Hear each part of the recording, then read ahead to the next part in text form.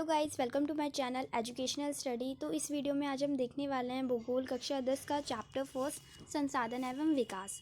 तो संसाधन क्या होते हैं? हमारे पर्यावरण में प्रत्येक वस्तु जो कि हमारी आवश्यकताओं को पूरा करने में प्रयुक्त की जा सकती हैं और जिसको बनाने के लिए प्रौद्योगिकी यानी टेक्नोलॉजी उपलब्ध है और आर्थिक रूप से वो संभाव्य है और सांस्कृतिक रूप से क्या है, वे मान्य है। तो उन्हें हम क्या कहेंगे? संसाधन कहेंगे। ठीक है।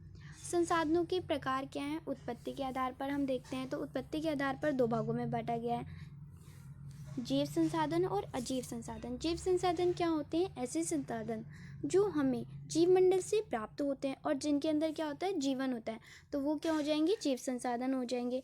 तो उसके एग्जाम्पल्स क्या हो जाएंगे? मनुष्य हो जाएगा, प्राणीजात हो जाएगा, पशुधन हो जाएगा, मत्स्य जीवन हो जाएगा। तो ये सारे एग्जाम्पल क्या हैं? जैव संसाधन के एग्जाम्पल हैं। अजीव संसाधन क्या होते हैं? वे संसाधन जो कि निर्जीव वस्तुओं से निर्मित होते हैं या बने होते हैं, उन्हें हम क्या कहेंगे? अजीव संसाधन कहेंगे। और इसके एग्जाम्पल्स क्या हो जाएंगे? चट्टानें और धातु इसके एग्जाम्पल्स हो जाएंगे। अब हम देखते हैं समाप्यता के आधार पर। तो समाप्यता के आधार पर इसे दो भागों में बांटा गया है। फर्स्ट है नवीकरणीय और दूसरा है अनवीकरणीय। तो नवीकरणीय संसाधन क्या होते हैं? वे संसाधन जिन्हें भौतिक, रासायनिक अथवा यांत्रिक प्रक्रियाओं द्वारा पुनः उपयोगी बनाया जा सकता है। फिजिकली प्रोसेस के द्वारा, केमिकली प्रोसेस के द्वारा और मशीनरी प्रोसेस के द्वारा उसे हम पुनः उपयोग में ला सकते हैं। तो वो कौन से संसाधन हो जाएंगे? वे नवीकरणीय संसाधन हो जाएंगे, जिसके एग्जाम्पल्स क्या हो जाएंगे? वायु हो जाएगा, जल हो जाएगा। ठीक है, इसके एग्जाम्पल्स है ये। अनवीकरणीय संसाधन क्या होते हैं? वे संसाधन जिन्हें एक बार उपयोग में लाने के बाद वह पुनः उपयोग में नहीं लाया जा सकता है, जिनका हम एक बार यूज़ करके दोबारा यूज़ नहीं कर सकते हैं। और इनका निर्माण क्या होता है? इनका निर्माण एवं विकास एक लंबे भूवैज्ञानिक अंतराल में हुआ है। ठीक है, इसे हम क्या कहेंगे? अनवीकरणीय संसाधन कहते हैं, जैसे कि खनिज। इसके एग्जाम्पल्स अब हम देखते हैं। स्वामित्व के आधार पर इसे कितने भागों में बांटा गया है? तो 4 भागों में बांटा गया है। ठीक है, पहला है व्यक्तिगत संसाधन, दूसरा है सामुदायिक संसाधन, तीसरा है राष्ट्रीय संसाधन और चौथा है अंतर्राष्ट्रीय संसाधन। तो हम पहला देखते हैं, व्यक्तिगत संसाधन क्या होते हैं? व्यक्तिगत संसाधन क्या होते हैं? निजी स्वामित्व वाले व्यक्तिगत संसाधन होते हैं जो कि हमारे निजी होते हैं, जैसे कि फ़ोन, घर। तो ये तो निजी है ना हमारे, तो ये व्यक्तिगत संसाधन में आते हैं। सामुदायिक संसाधन क्या होते हैं? वे संसाधन जिनका उपयोग समुदाय के सभी लोगों द्वारा किया जाता है, तो उन्हें हम क्या कहेंगे? सामुदायिक संसाधन, जैसे कि पार्क। ठीक है। और राष्ट्रीय संसाधन क्या होते हैं? किसी भी प्रकार के संसाधन जो राष्ट्र की भौगोलिक सीमा के अंतर्गत आते हैं, तो वो क्या होंगे? राष्ट्रीय संसाधन होंगे। अंतर्राष्ट्रीय संसाधन क्या हो जाएंगे? तटरेखा के 200 मील दूरी परे खुले महासागरीय संसाधन पर किसी देश का अधिकार नहीं होता है और ये अंतर्राष्ट्रीय संगठनों की निगरानी में है। इन्हें हम अंतर्राष्ट्रीय संसाधन कहते हैं, जो कि देश की तटरेखा के 200 मील के बाद के जो संसाधन होते हैं वे अंतर्राष्ट्रीय संगठनों की निगरानी में होते हैं। अब विकास के स्तर के आधार पर हम देखते हैं। तो फर्स्ट, विकास के स्तर के आधार पर पहला है संभावित संसाधन, दूसरा है विकसित संसाधन, तीसरा है भंडारित संसाधन और चौथा है संचित संसाधन। ठीक है, तो संभावित संसाधन क्या होते हैं? वे संसाधन जो कि किसी प्रदेश में विद्यमान है, मतलब हैं, परंतु उनका उपयोग नहीं किया गया है, उनको हम क्या कहते हैं? उनको संभावित संसाधन कहते हैं, जिसके एग्जाम्पल्स क्या हैं? राजस्थान तथा गुजरात में पवन और सौर ऊर्जा संसाधनों की अपार संभावनाएं हैं, लेकिन इनका सही ढंग से विकास नहीं हो पाया है। ठीक है। और विकसित संसाधन क्या होते हैं? वे संसाधन जिनका उपयोग की गुणवत्ता और मात्रा निर्धारित की जा चुकी है, उनको हम क्या कहते हैं? विकसित संसाधन कहते हैं। ठीक है।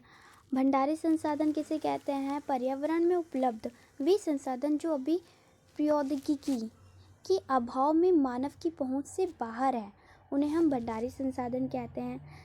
जैसे कि हमारे पर्यावरण में वो उपलब्ध तो है, लेकिन उनके लिए हमारे पास टेक्नोलॉजी नहीं है ताकि हम उसको यूज़ कर सकें, तो वो भंडारित संसाधन में आते हैं। और संचित संसाधन क्या होते हैं? वे संसाधन जिन्हें अभी तकनीकी ज्ञान के उपयोग से प्रयोग में लाया जा सकता है, परंतु इनका उपयोग अभी आरंभ नहीं हुआ है, उन्हें हम संचित संसाधन कहते हैं? वे संसाधन जिनका तकनीकी ज्ञान के उपयोग से प्रयोग में लाया तो जा चुका है, लेकिन अभी हम उनका उपयोग अभी हमने स्टार्ट नहीं किया है उनका उपयोग करना। तो वे संसाधन क्या होते हैं? संचित संसाधन कहते हैं हम उनको। अब ये क्या है? सतत पोषणीय विकास क्या होता है? तो संसाधन का ऐसा विवेकपूर्ण प्रयोगता कि न केवल वर्तमान पीढ़ी की अपितु भावी पीढ़ियों की आवश्यकताएं भी पूरी हो सके, सतत पोषणीय विकास कहलाता है। मतलब कि हम संसाधनों का इतना अच्छा से प्रयोग करें कि जो वर्तमान पीढ़ी है वो भी यूज़ कर सके, और जो आने वाली पीढ़ी है उनकी भी आवश्यकताएं पूरी हो सकें, तो उन्हें हम क्या कहेंगे? सतत पोषणीय विकास कहेंगे। अब संसाधन नियोजन क्या होता है? ऐसे उपयोग अथवा तकनीक जिसके द्वारा संसाधनों का उचित उपयोग सुनिश्चित किया जा सकता है, उसे हम संसाधन नियोजन कहते हैं। ठीक है। 1992 में ब्राज़ील के शहर रियो डी जेनेरो में संयुक्त राष्ट्र पर्यावरण और विकास सम्मेलन के तत्वाधान में राष्ट्रीय अध्यक्षों ने एजेंडा 21 पारित किया था, जिसका उद्देश्य क्या था? जिसका उद्देश्य समान हितों, पारस्परिक आवश्यकता एवं सम्मिलित जिम्मेदारियों के अनुसार विश्व सहयोग के द्वारा पर्यावरणीय क्षति, गरीबी और रोगों से निपटना था। ठीक है। अब महात्मा गांधी ने क्या कहा था? महात्मा गांधी ने कहा था कि हमारे पास व्यक्ति की आवश्यकता पूर्ति के लिए बहुत कुछ है, लेकिन किसी के लालच की संतुष्टि के लिए नहीं। अर्थात हमारे पास पेट भरने के लिए तो बहुत कुछ है, लेकिन पेटी भरने के लिए नहीं। अब हम देखते हैं भारत की भू आकृति। ठीक है। अब भूमि का प्रयोग देख लेते हैं।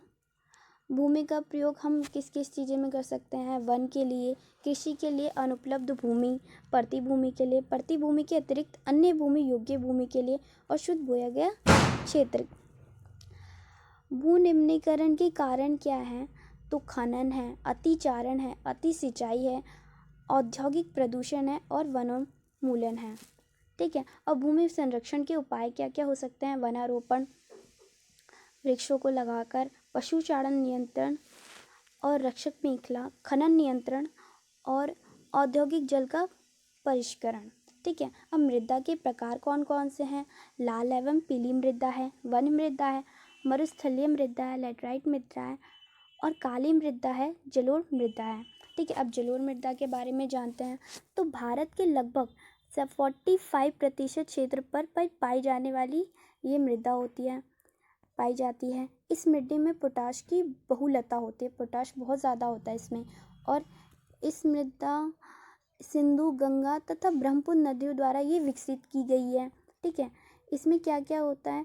इसमें रेत, सिल्ट तथा मृत्तिका के विभिन्न अनुपात होते हैं इसमें, और आयु के आधार पर इसमें पुरानी जलोढ़ जिसे हम बांगर कहते हैं तथा नई जलोढ़ जिसे हम खादर कहते हैं बहुत उपजाऊ होती है, इसलिए इसमें गन्ना, चावल, गेहूँ आदि फसलों के लिए ये बहुत ज़्यादा उपयोगी होती है। अब हम काली मृदा के बारे में जानते हैं। तो काली मृदा का रंग क्या होता है? काला होता है, और इसका दूसरा नाम क्या है? रेगर है। इसमें टिटैनिफेरस, मैग्नेटाइट एवं जीवाश्म की उपस्थिति होती है। इसका निर्माण कैसे हुआ है? तो इसका निर्माण बेसाल्ट चट्टानों के टूटने फूटने के कारण हुआ इसका निर्माण। ठीक है। अब इसमें क्या क्या होता है? तो आयरन होता है, चूना होता है, एल्यूमिनियम एवं मैग्नीशियम की इसमें बहुलता होती है। ठीक है। और ये कपास की खेती के लिए बहुत ही ज़्यादा उपयुक्त होता है। ठीक है। अभी कहाँ कहाँ पाया जाता है? तो ये महाराष्ट्र में, सौराष्ट्र में, मालवा में, मध्य प्रदेश और छत्तीसगढ़ के पठारों में ये पाई जाती है। और लाल एवं काली मृदा के बारे में जानते हैं। तो लाल मृदा जो होती है, लोहे की कणों की अधिकता के कारण इसका रंग लाल और कहीं कहीं पीला भी होता है, और इसमें अम्लीय प्रकृति की मिट्टी होती है। ठीक है। और चूने के इस्तेमाल से उर्वरकता को बढ़ाया जा सकता है इसकी। और ये कहाँ कहाँ पाई जाती है? ये उड़ीसा, छत्तीसगढ़, मध्य गंगा के मैदानों व गारो खासी व जयंता के पहाड़ों पर पाई जाती है। ठीक है। लैटराइट मृदा के बारे में हम जानते हैं। उच्च तापमान और अधिक वर्षा वाले क्षेत्रों में ये विकसित होती है। ठीक है। भारी वर्षा से अत्यधिक निचालन का परिणाम है ये। चाय व काजू के लिए बहुत ही ज़्यादा उपयुक्त है ये।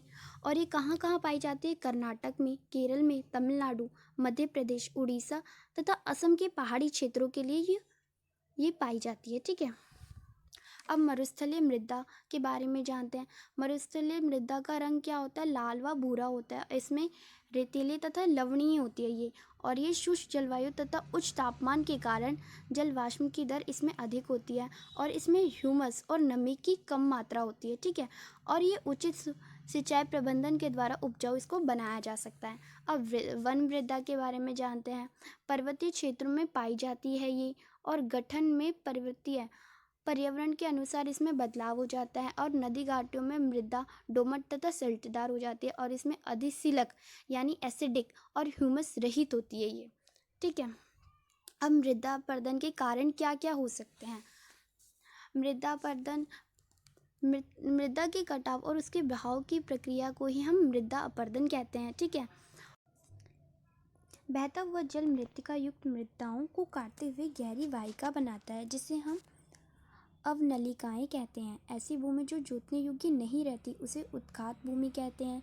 चंबल मेसी में इसे खट भूमि कहते हैं। और पवन द्वारा मैदान और ढालू क्षेत्र से मृदा को उड़ा ले जाने की प्रक्रिया को हम क्या कहते हैं? पवन अपरदन कहते हैं। और कृषि के गलत तरीकों के कारण भी मृदा अपरदित हो जाती है। सो आज के लिए इतना ही। अगर आपको ये वीडियो अच्छे लगे तो लाइक करें, कमेंट करें और शेयर करें। Thank you.